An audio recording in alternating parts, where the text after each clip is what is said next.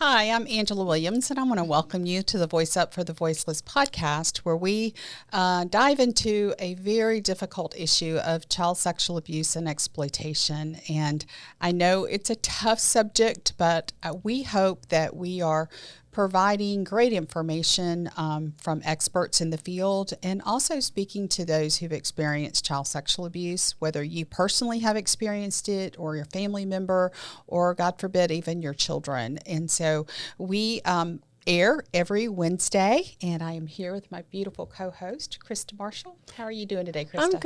I'm good. I'm excited to dig into what we're going to be talking about today. I feel like it's one of those things that, one of those things, I say that often, but there's so much that we want to be able to make sure that we're empowering and equipping everybody that listens in our audience to hear. So, yeah. And if there's a subject or a topic that you would like for us to cover, just please drop us an email at voiceupforyou@gmail.com, or you can comment below. But we are on so many different platforms. I find it challenging to follow comments. Yes. So if you definitely want to get to us, please email us. And if you want to be a guest on your show, if you feel like God is really calling you to share your story, we would love to have you as a guest. And if you're an expert in the field working in this area, we would love to talk to you, because like Crysta said, there's so much involved in the issue of child sexual abuse, and in our society as a whole. Even though sex is out there on display, sexual abuse, not so much. People don't really want to talk about it. It's certainly not comfortable. Absolutely. But, Go ahead. I was just going to say, I come about it, if this is your first time tuning in, I'm a survivor. I was sexually abused for 14 years by my stepfather. And then Crysta, share your experience. I am an advocate of those that have experienced sexual abuse. I've had my child that experienced sexual abuse, and I walked her through the whole process of hearing about it and making sure that she was healed. And so we see it from two different perspectives, but I think that that's what gives it such fluidity and just well-roundedness in this podcast, for us to be able to make sure that we're hitting and targeting and speaking to those that have had this happen in their life, which kind of takes us to the topic that we're going to be talking about today. If you want to go ahead and... Yeah, we're going to talk about courage, which is a really tough topic, because I think the world says courage is this superhero with a cape on. And for a survivor, courage may look very different. Absolutely. And it's hard to have courage when you've lived under such fear for so long. Yeah. And whether your abuse happened once or happened over months or years, or in my situation, it happened over 14 years, you get in that constant state of fear. So you even question yourself and what courage is. Wow. So what does courage look like? If we can just kind of start with that, like, why is courage such a big deal or so important for those that have experienced sexual abuse? And what does it look like to you? I think courage is not being fearless, but it's walking even when you are fearful. It's taking that next step. Yeah. It's doing what you know is healthy for yourself. I think that's courage, especially when you're really early in your healing process. Sometimes it's just getting out of bed and getting dressed and going to work. Sometimes it's just, and I call it, a friend of mine used to say that I would go rescue people out of the quicksand, but it's like you're in quicksand, and it's so hard to take that next step. But you muster every bit of energy that you have to pick your foot up and take that next step. Because I'm speaking directly to survivors. When you take that next step and the next step and the next step, they get easier. They get easier. And when you're doing it, praying for God to help you, praying for God to heal you, He's going to show up. We don't serve a God that doesn't honor those prayers. So you just have to trust the process and trust believing. And to me, that's courage. That's probably not the Webster's definition of courage. But I think that's what really just kind of resonates, because you have to keep going. And I think that a lot of times it's like a choice. We have a choice, right? But courage is what you choose when you're not going to allow fear to rule your life anymore, and continuing, like you said, to kind of ease your way out of that painful place and ease your way out of the comfort of what you have kind of built to be a place of safety, you know? So I do think that that's important. Like you said, getting out of bed every day, or, you know, doing a speech, or going to work. Or What we're doing right now takes a lot of courage, believe it or not. Yeah. But just to add to that, I think doing things kind of outside your comfort zone is very courageous. Yes. And I think honoring and celebrating the courage that you have at whatever step you are. It could be, you know, spending time with your child and being a good mother or being a good dad. That shows a lot of courage, not letting your past dictate your future. Making choices, maybe taking a step to go to counseling. That's a very courageous step. Maybe disclosing your abuse to someone. That's a very courageous step. Maybe filing a police report. Yes. That takes a lot of courage. Yeah. It takes a lot of courage to heal, and it also takes a lot of courage to protect the next generation of children from sexual abuse. Yes. So this courage comes in all kind of aspects in our lives. Yes, yes. And I think that for the protecting, that for me is so big. And it's not to, you know, put a spotlight on what's important to me as much as what's important for generations.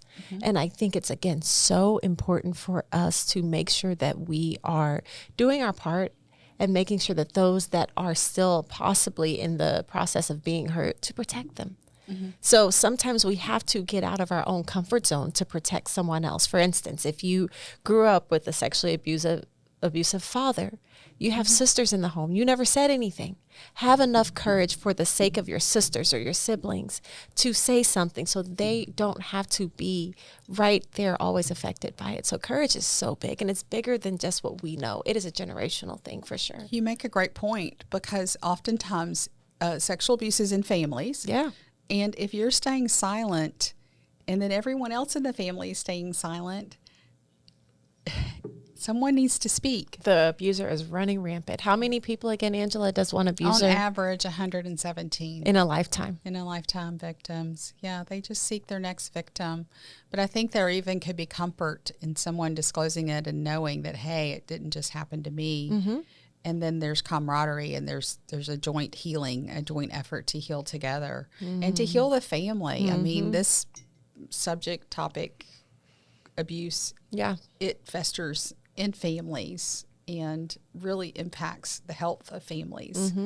The social aspect, the trust, so many things it impacts in a family to be healthy. And that's Satan's job. That's the plan. His plan is to kill, steal, and destroy. And if he can get into a family, and especially still a child while they're in the development phase, and go down a path of pain and hurt. And but I want to encourage you too that, you know, as Crysta and I are examples of that, you know, we've turned our pain into purpose. Yeah. So sometimes courage is walking through your past, healing, doing the hard work of healing, which takes a lot of courage in those steps, and then taking your pain and turning it into purpose. And that takes courage. Yeah, it definitely does. And the fear of being rejected is one of those things that you have to have courage in order to overcome. Sometimes when we've gone through, you know, abuse and sexual abuse and significant trauma, it is hard for us to not allow rejection to make our decision for us. So for instance, I remember when we were starting to Find with Purpose, I was still in the process of just going through the legal battles and the legal processes with my daughter that had been sexually abused. And I knew that God was like, start to Find with Purpose. And I'm like, I don't know what to do. What if people don't believe me? And it's because I had walked through the process of feeling unbelieved because I was fighting for a 3-year-old that could only say so many words. And so I understood her words. So I would articulate her words to people, but they didn't believe her, which made me feel unbelieved, which then made me not feel confident enough to start an organization. And I felt like, well, I won't know enough, or people won't be able, I can't help anybody, or what is this going to do? And so the lack of courage actually stopped us from opening the organization when it probably should have been started. Wow. If you can believe that. And so that was the scheme of the enemy. That was the scheme of the enemy. So I went ahead and processed through, and I was like, you know what? I got to do this. I got to do it. I got to do it. And I started the organization. And now 15 years later, I mean, we've helped thousands and thousands of people. But if I wouldn't have had the courage, where would the resources be for some of the clients that have needed it? And I remember that just the kind of, there's been many defining moments in my life of where I've had to kind of step up and overcome that fear. Yeah. But one of the biggest was publishing my book and feeling very vulnerable. It's like I bled on those pages. This is my, like the little girl's story. She's telling about the abuse, and I felt so vulnerable. And like you said, I felt, what if I'm rejected? What if people don't believe it? What if they are repulsed by it? Because it's hard. It's raw. My book is totally raw. And so I remember where I just had to, like you said, I had to look to God, and God was saying, you need to take this step and just trust him. You know, sometimes courage is just doing what you know you're supposed to do, even through the fear. Joyce Meyer says it all the time, do it afraid, you know? Do it afraid. Yes, that's so true. I feel like, I think I took that personally when you were just saying that. I'm like, yeah, I got some things I need to do. Even now, after I've fought through so many hardships and things of, you know, I'm not afraid of this, and I can speak to this person, and I can do this, and I can fight for here, and I can advocate for here. There's still things that God is tugging on me about doing, i.e. writing a book. I'm like, no way. Like, why? I you know, it can be terrifying, you know. Because it can change somebody's life. And they're waiting on it. All right, Angela. We're not. You hear me out there? Absolutely. God's got a book in you. Yes, write it. right. I promise you. It took a while, but when people would say, you know, I just read your book, and they would compliment it, or they would say how it changed their life. Because it changed mine. Yeah. And it really is so rewarding. And that book will be out there forever, long after I'm gone. So I feel like it's a legacy for me to be, for the little girl to tell her story. And I feel like there have been people that judged me about it. And it really, at the end of the day, didn't matter, because I did what God told me to do. Like, I was obedient, and that was more important, I think, than man's opinion of me. I always say I'm not everybody's cup of tea, and that's okay. You know, and that my story and sexual abuse, are many that want to close their ears and close their eyes and pretend it's not happening. While all the while children are suffering, and adults are suffering and trying to heal. Absolutely. Absolutely. Well, again, thank you for being obedient and pushing through that place of discomfort and following the courage to. I don't think really God calls us to do anything that's comfortable. I think most of my marching orders have been pretty uncomfortable, and just we're going to have a guest on in the future. In the next few episodes, probably, hopefully, that was able to get justice in the court system based on a law that I was able to get the civil statute of limitations changed in Georgia for victims of child sexual abuse. And when God called me to do that, I said, how in the world? I've never even stepped foot in the Capitol. Like, this is embarrassing, but I couldn't even tell you who my representative was. Wow. Knew nothing about the political process. But I was like, okay, God. That blind faith. Blind faith. And it was like David and Goliath, for sure. Oh, we my went gosh, up against. I can't imagine. How long did it take? Well, to get about 3 years, of constant, focus on it. But, it got watered down. It wasn't what I wanted. I firmly believe, and if there's anybody listening to my words that can help me make this happen, that we need to remove all civil and criminal statute of limitations for child abuse cases, period. Period. If you're 45, 55, 65, and you were sexually abused, you need to be able to have that day in court. And it's most states it's 23. What 23-year-old can go and face their abuser and go through that? Still a baby at 23. Go through that very emotional process. The guest that we're going to have on, it took her 8 years to get justice. And she won in a court of law, a civil case against her father. But 8 years. That's a long time. A lot of suffering, a lot of pain, a lot of retelling your story over and over. So I firmly believe that we need to remove the statute of limitations, period. Period. Let a jury decide. Let a jury decide. Wow. When someone's ready to take that very courageous step of holding your abuser accountable. Yeah, that's Yes, I agree. Agree. So that again shows courage. Shows courage, how your courage translates to so many other people's lives generationally. Like you said, legacy. It is such a big deal to make sure that we are walking, be strong and courageous, as it says in Joshua 1:8 and 9. Yeah, 1:8 and be 9. strong and courageous. Do not look to the left or to the right. Because if you look anywhere other than where you're supposed to walk, you're going to be I think terrified. that verse was in my notes. Yes. Was it? I think so. Hey, there you go. Sometimes go. courage is saying I'm not okay. Just being able to vocalize that you're not okay. But yeah, that's Joshua 1:9. Be strong and courageous. Do not be afraid, for the Lord your God is with you wherever you go.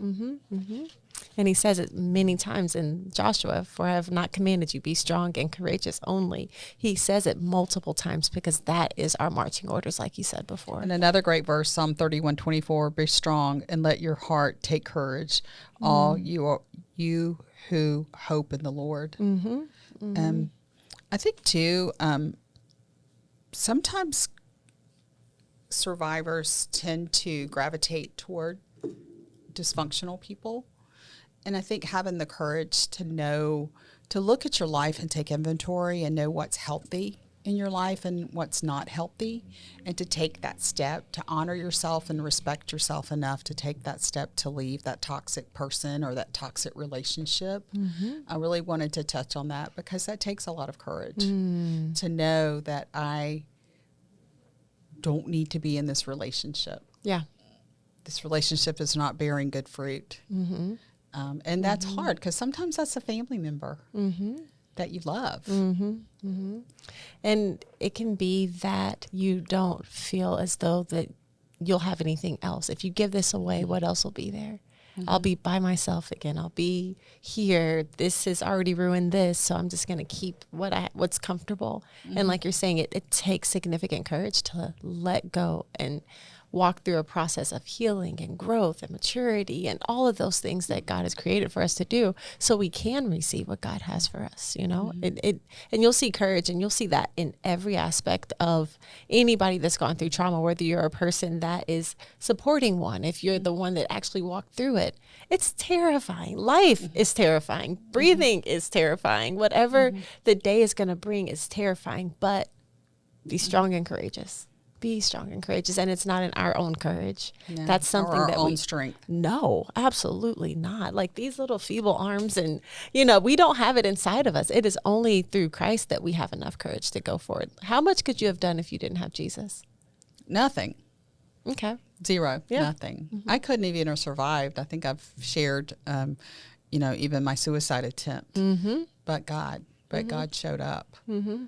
So I can do nothing. And one of my favorite verses is, I can do all things through Christ who strengthens me. So it's only through him. Only through him. Yeah, absolutely. So I just want to encourage you today, if you don't have a personal relationship with Jesus Christ, that you would just open your heart. I know that it's so hard when you've been abused, and we just automatically kind of blame God for this happening, but he did not cause this. This is the scheme of the devil, of Satan, who caused abuse. It's evil. It's evil to the root, and there's no justice in it. Even if you go into court, and even if your perpetrator goes to jail, you still there's something so precious that's been taken from you that can't be given back. But only God can heal that place, and he can restore and redeem the years the locusts have eaten, because he's in the redemption business. He's a redeemer for sure. So yeah. So all right. So I just encourage you, just start where you are. Maybe you can listen to a Christian radio station. Maybe you can go to BibleGateway.com and just put in a topic. Maybe peace, maybe joy, maybe happiness, maybe fear, maybe courage. I was going there. Right. Type in courage, and you'll get lots of verses about courage. Right.